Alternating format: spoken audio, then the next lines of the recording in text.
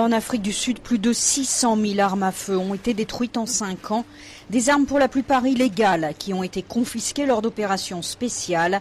Une initiative du gouvernement destinée à éviter la prolifération. Plus de 2 millions d'armes sont encore en circulation. Et dans l'une de ces opérations surprises, c'est le ministre de la Police qui se déplace en personne. Il porte le maillot de son équipe de football, une façon de montrer au pays qu'il concentre tous ses efforts sur la sécurité de la Coupe du Monde. Mais la police va plus loin, elle souhaite à terme aussi interdire aux civils l'usage de toutes les armes. Pourquoi autoriser des gens à avoir des armes à feu? Légales ou illégales d'ailleurs. De toute façon, on est en Afrique du Sud. Ceux qui ont des armes légales se les font voler et elles deviennent donc automatiquement illégales. Alors pourquoi laisserions-nous faire ça? Pour lutter contre la violence, l'idéal pour les autorités serait donc de désarmer le pays tout entier. Mais la police en revanche se garde tous les droits. La philosophie que le patron expose à ses troupes est claire. Si quelqu'un menace votre vie, eh bien vous avez le droit de vous défendre jusqu'à la mort. Alors j'entends, qu'est-ce que vous voulez dire par là? Eh bien pour moi, mort ça veut dire mort.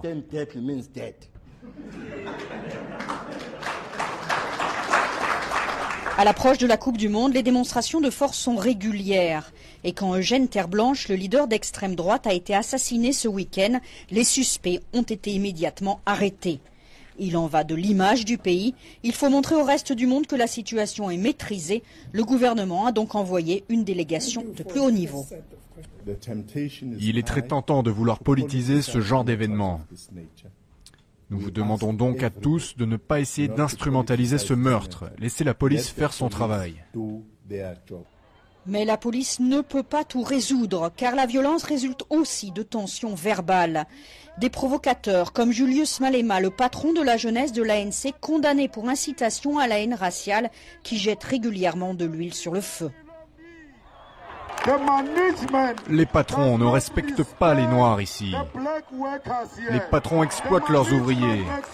C'est du racisme. On doit parler de racisme.